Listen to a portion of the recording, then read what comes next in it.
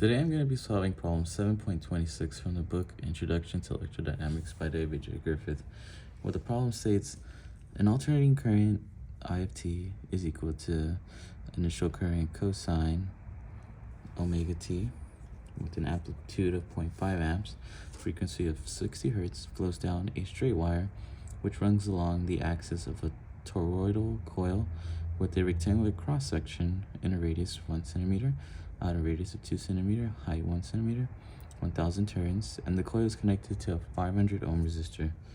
So for part A, it states, in the quasi-static approximation, what is the EMF induced in the toroid? Find the current, IRT in the resistor, and for part B, calculate the back EMF in the coil due to the current IRT. What is the ratio of the amplitudes of its back EMF and direct EMF of A? So, to begin, we have a few given terms here, where the current and initial current is cosine WT, omega t, is governed by this equation, and we have initial current is equal to 0.5 amps, frequency, hertz, is equal to 60 hertz, and angular frequency is 2 pi f, so we know omega is equal to 2 pi f, substituting that in, 2 pi times 60, and the number of turns, n, is equal to 1000, and the height is 1 centimeter, or 10 to the negative 2 meters, which we're going to use all this later to plug in. So, because it states in the quasi-static approximation, we can use that to show that the magnetic field due to one turn inside the toroid is magnetic field is equal to B mu naught I over 2 pi s in the phi hat direction. Thus, the flux in one turn is given as flux one turn mu naught I over 2 pi integral from A to B 1 over s times h ds.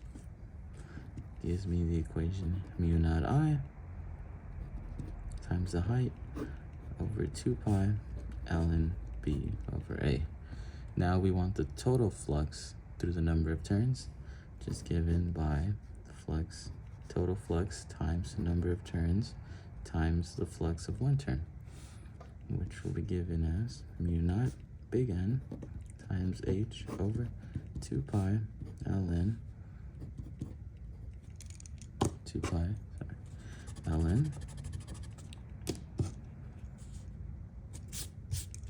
b over a, initial current cosine omega t total. So now that we have that, we know that the induced EMF is the derivative of this flux with respect to time, given by this equation, and it's negative. So we just plug this into here and do the derivative with respect to time. Negative d t of mu naught big N times h over 2 pi ln of b over a mu naught cosine wt. We can see that this is the only term, omega t, that has t, so we just do the derivative of cosine omega t, which will give us just a w, omega comes out to the front, and this cosine becomes sine. So the induced EMF then becomes naught n h 2 pi ln b over a, initial current omega sine omega t, where the negative disappears because the derivative of cosine is negative sine. Negative times a negative is a positive, and we're given from above, once we have that, inner radius of 1 centimeter, outer radius of 2 centimeters. So we're going to set the inner radius as 1 centimeter, outer as 2 centimeter b. And then since we found all these, we can substitute our n, number of turns, h, the height, b of a, and a, centimeters, our initial current, and our frequency given by 2 pi times the hertz. So our induced EMF will then become 4 pi times 10 to the negative 7 Henry per meter times 1000 times 10 to the negative second meter over 2 pi ln of 2 over 1 is equal to 0.5 amps times 2 pi times 60 rad per second sine omega t. Putting all this together gets us 2.61 times 10 to the negative 4th sine omega t, and the unit for this will be in volts. Now that we found the induced EMF, we can relate this to find the current in the resistor given by the formula E is equal to current times resistance, where we are given a resistance of 500 ohms, and I manipulate this equation around to get current is equal to E over R, where this E is from here, and R is 500 ohms, to give us the equation. The current in the resistor is equal to 2.61 times 10 to the negative 4th sine omega t. And this was in volts. Resistance is 500 ohms. Volts over ohms gives us amperes. So the following becomes 5.22 times 10 to the negative 7 sine omega t amps. This is the current in the resistor for part A. So for part B, we're looking for the back EMF in the coil. And we know that the back EMF of the coil has a relationship where B is equal to negative L, and derivative of the current with respect to time, where we calculate L to be mu naught n squared h over 2 pi ln of b over a. And now that we have this, we can plug in our number of loops given from before. N is 1000. Height is 10 to the second meter.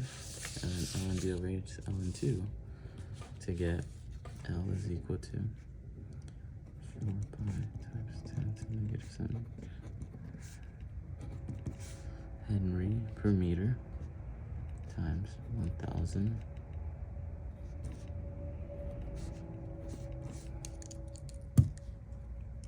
squared times 10 to the negative 2 over 2 pi ln 2 to get 1.39 times 10 to the negative 3rd Henry for L. So now that we know our L, we can plug it back into the equation, and we had already calculated the derivative of the resistor current with respect to time above here, which is I of R, so we have to take the derivative of that, the resistor, the current in the resistor, to get di of R dt. So by doing that, it's simply just a derivative of sine omega t, which would just get us an omega on the front, cosine omega t. So dr or dt is equal to the derivative with respect to time of 5.22 times 10 to the negative 7th sine omega t, which will then equal 5.22 times 10 to the negative 7th omega cosine omega t.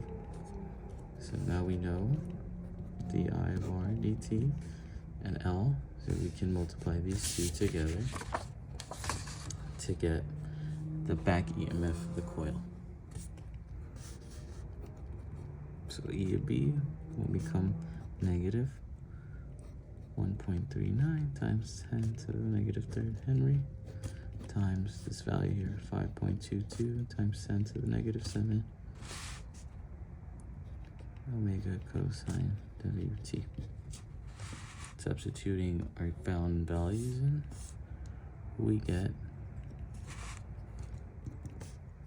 negative 2.74 times 10 to the negative 7 cosine omega t volts for the back EMF of the coil due to the current of the resistor.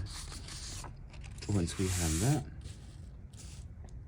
we then find the ratio of amplitudes of the back EMF to direct EMF, given 2.74 times 10 to the negative 7 over 2.61 times 10 to the fourth to get 1.05 times 10 to the negative 3 is the ratio.